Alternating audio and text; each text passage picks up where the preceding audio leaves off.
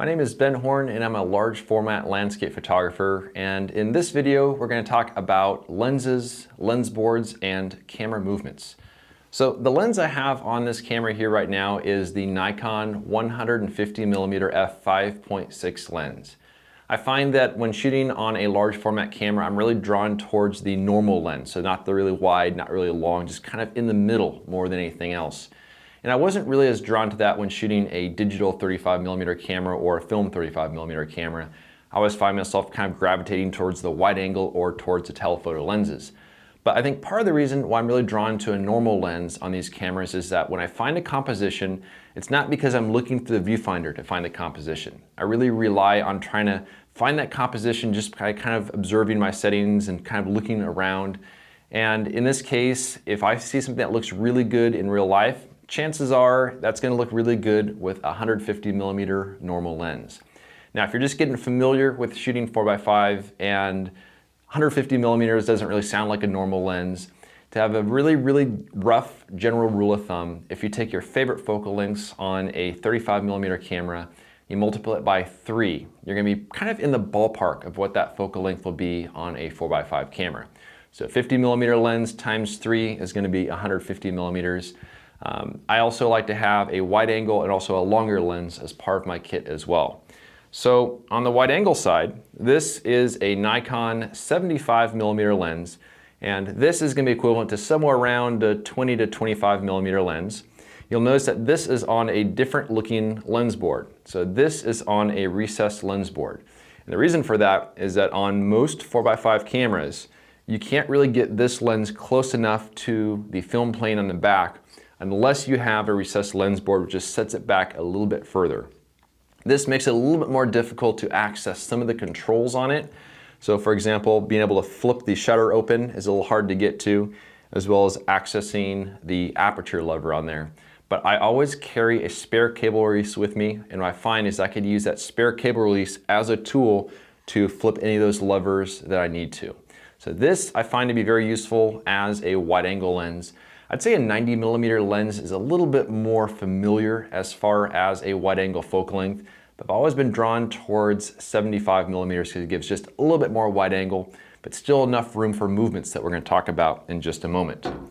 Now on the longer side, my favorite focal lengths are 210mm, or in this case, this is a 300mm. Now this lens is kind of interesting because I can use the same lens on both my 8x10 camera as well as my 4x5 camera. It has an enormous range of coverage, meaning it has a really big circle of light that comes out the back of it. And this is the longest lens that you'll be able to use on the Intrepid 4x5 camera because you have to rack the bellows out really far on it. With a lens like this, you can focus on a subject as close as about 10 feet or all the way out to infinity, but not any closer than that because the bellows have to be drawn out really far on it. You'll notice that this is on a normal lens board. It is a standard Linhof Technica type lens board versus the recessed board that I have the wide angle lens on. As far as the camera movements, that is going to be something that can be a little intimidating at first when you're getting into shooting large format, but it's also one of the reasons I think that some people are really attracted to shooting large format because you have a lot more creative control over the final image. There's a wide range of options as far as front movements on the Intrepid 4x5 camera, but let's keep it pretty simple, and in reality, there's only 2 that I really use, but I'm going to go over all the various options that you can do on this camera. So the simplest is something called front tilt. And if I loosen these 2 knobs a little bit, I have the ability to tilt the front down or to tilt it up. You're very seldom ever going to tilt it up, but tilting it down is really common, especially when shooting landscapes. If I spin this camera around here, we'll see a little bit more kind of what's going on here. On a normal camera, on a regular 35mm medium format camera, you're going to have it so that the lens plane is on the same plane as the film plane. When it's different, if I tilt this down a bit right here, my plane of focus is now going to drop down a bit as well. So this is very useful if you're shooting a vast landscape. Like I like to go to Death Valley a lot. And in Death Valley, I have all this sort of interesting salt patterns and stuff in the foreground, but there might be some mountains in the background. There's not much in between the 2 of them. So if I can have my plane of focus drop down so it'll cover everything from the foreground all the way out to the mountains, I can have the appearance of a very large depth of field. If you're to have this in the normal position like this, your plane of focus, as soon as you start going from f5.6 down to f32, your plane of focus is going to grow larger.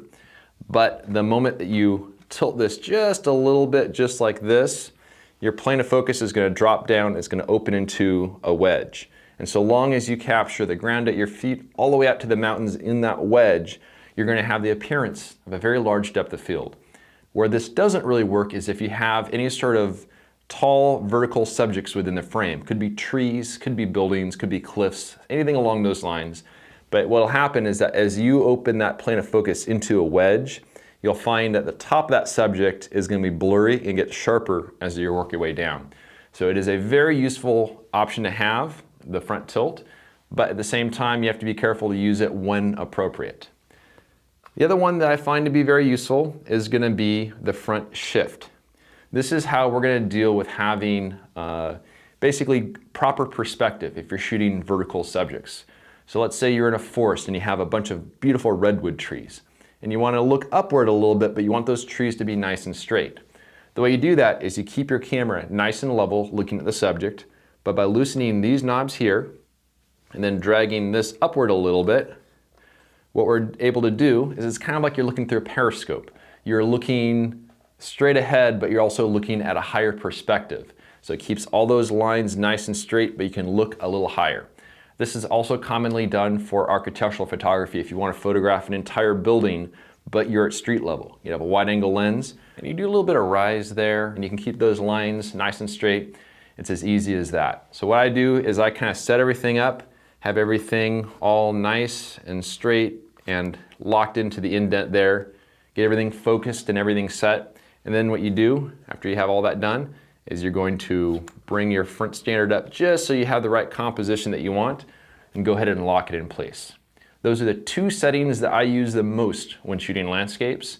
The other settings can be useful at times, but I haven't really found myself using them too much, though I have used front swing a little bit. Front swing is where we have the ability to move the front standard from side to side, just like this. This is the same principle as doing the tilt, except for it works from a side to side standpoint.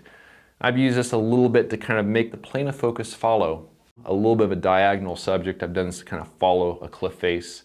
I will say it did work out pretty well, but I don't find myself doing that a heck of a lot. It is the type of thing where it does not take very much movement at all to have a pretty profound difference, and you'll see on the ground glass exactly what's happening as you set it.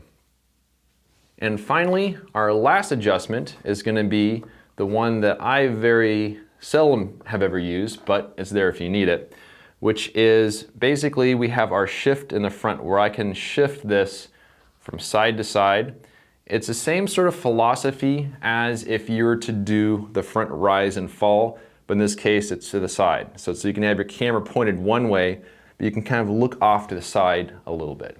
So I've never really used this, but it's great to have a camera that has a lot of flexibility so that you have all these movements at your disposal. And the best way to learn these cameras is to get one, look underneath the dark cloth, look at that ground glass, kind of experiment with it. But you find that less is more when it comes to movements. And for most scenes, I'll use a little bit of tilt, maybe a little bit of rise. But that's about it. In the final video in this series, I'll talk about film choice and load and film. Thanks for watching, and we'll see you around.